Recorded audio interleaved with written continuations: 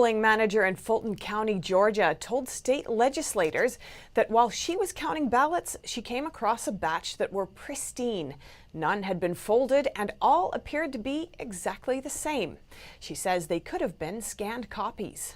My name is Susan Voiles. Suzanne Voiles has worked as a poll manager for over 20 years. She told the Georgia Senate committee during a hearing Thursday about an odd batch of absentee ballots that caught her attention during the Georgia recount. Most of them were pretty worn until we came up to a batch that is, my words were pristine. It was white.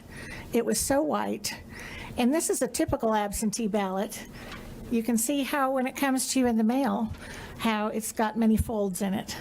These had no folds. Voiles said what first struck her about these ballots was the feel of the paper. She said when you have counted and held ballots for as long as she has, you know the feel of them, and compared it to knowing the feel of a genuine versus a fake dollar bill. But the thing that really jumped out at us, besides the feel of these ballots, besides there were no folds, was the fact that the first one that was bubbled in had almost a little eclipse of white in the bubble where you would bubble in.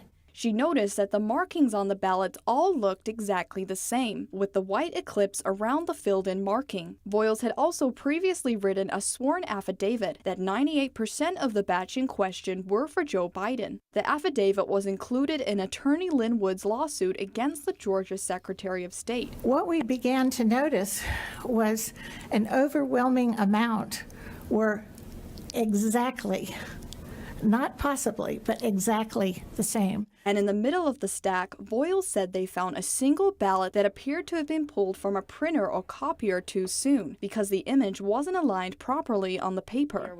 A state lawmaker questioned Voiles on whether the pristine nature of the ballots could be explained by the duplication process. Couldn't that be explained by the fact that they were all personally replicated and duplicated with observation by individuals working that same poll?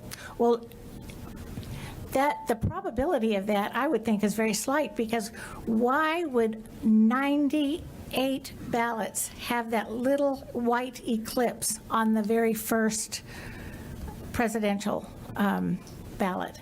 Why would all of them be exactly the same? It was very easy to see that a ballot had been replicated many times. She said it looked like the rest of the ballots were copies that had been marked by a printer or scanner, which could explain why the markings weren't properly aligned, leaving the white eclipse inside the bubble.